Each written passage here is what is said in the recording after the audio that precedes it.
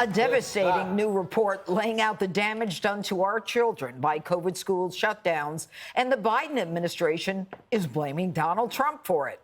Recent scores on a key national test revealing the worst drop in math and reading scores in decades for fourth grade students.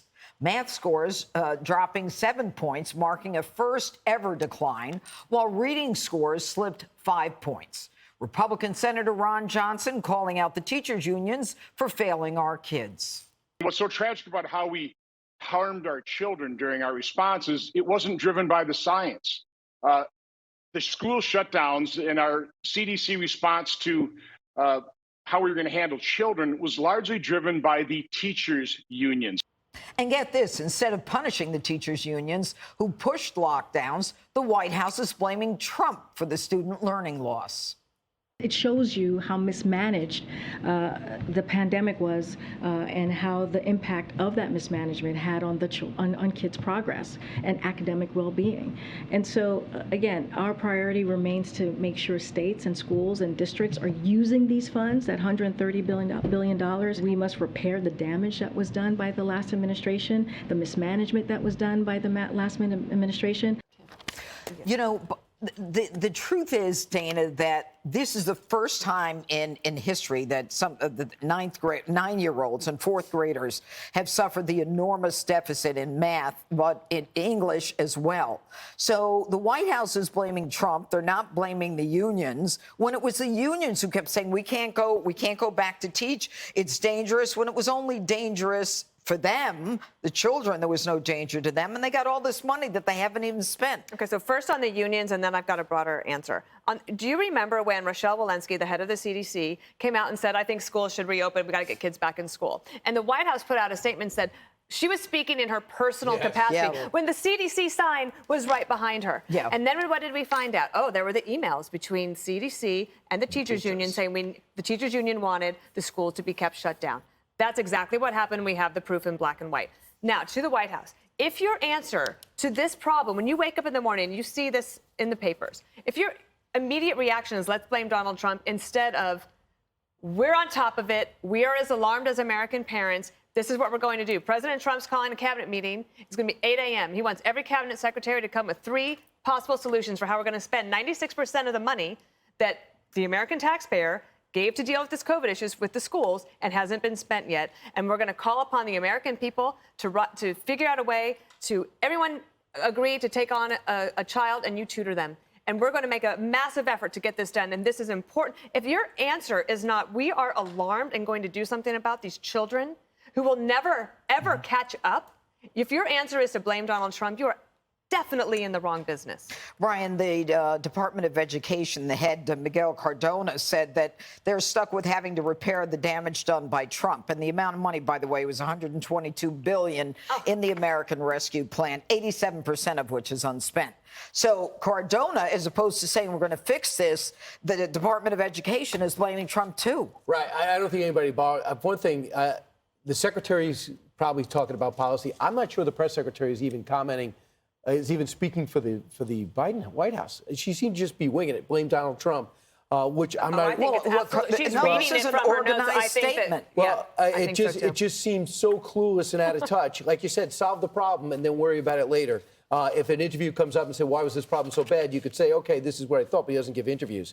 Black and Hispanic kids were twice as likely as white students to be remote and twice as likely to have the no live access to a teacher. So they were hurt even worse. And you know what killed it? Luke Combs sang about it, 6 feet apart.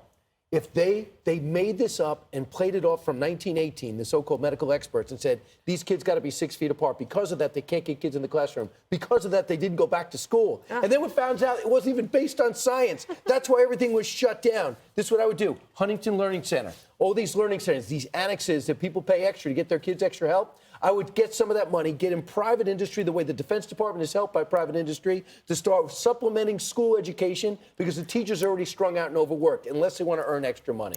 You know, there was talk that some of the students might make up the loss of teaching time by going to summer school. And they said even those kids didn't benefit. And when you look at this, you know, on a global scale, I remember talking about this. Chinese kids are in school. The European kids are in school.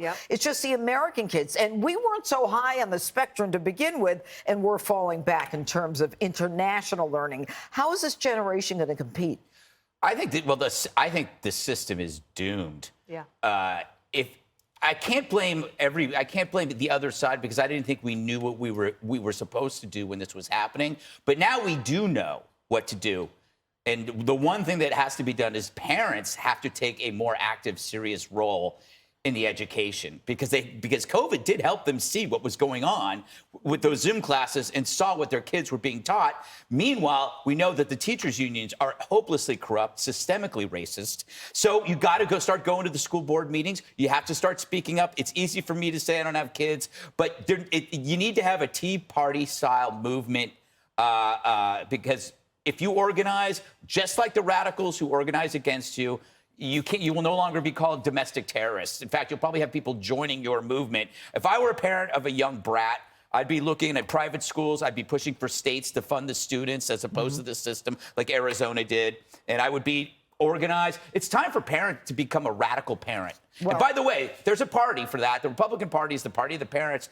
Sadly, the Democratic Party is the party of the teachers union. People protecting their asses. They don't want competition. You know, Jessica, the charter schools, the Catholic schools, a lot of the religious schools were open while the public schools were not open. You know, the public schools that were promoting the racist policies, the gender identity stuff. If you had a child, would you send your child to a public school, or would you use that money to send your child to a school that you believe can better teach your child? It just so happens I do have a child. Not going to school yet, but this is something that you think What's about. wrong with you? Why isn't she at school yet? How old is she? She's on Zoom. 8.5 months. 8.5 months? She's just eating You're corn falling on the behind, cob and sister. having fun. Don't say that to me. That'll. I'll consider all of my options, but private school is a tremendous privilege, especially in a lot of these locations. The school that I went to is now $55,000 a year. So you have to earn $110,000 in New York City to be able to send your kids there. That's not a viable alternative to this. Charter schools and people being able to use their money for whatever form of education they want is something that a lot of liberal parents are interested and have been growing increasingly, obviously, during the pandemic. But to your point that you made in the A block about, I want to hear from Republicans what the agenda is. You know, Glenn Youngkin has the playbook for how to effectively maximize what happened with school shutdowns. And he did not talk about CRT. He did not talk about grooming. He talked about parents being able to make decisions for their children and keeping kids in classrooms without masks. But he has pushed back on curriculum. He did not run around talking about racist teachers. He said, I want to make sure that your children are educated, first and foremost. And it was a huge issue in New Jersey as well. There were focus group after focus group of Democratic voters who were turning against Phil Murphy because their kids weren't in school. So that's the conversation that both sides need to be having here. And parents are not necessarily concerned with the ancillary stuff. I get it. There might be someone who's motivated to go out and vote because they're concerned about CRT.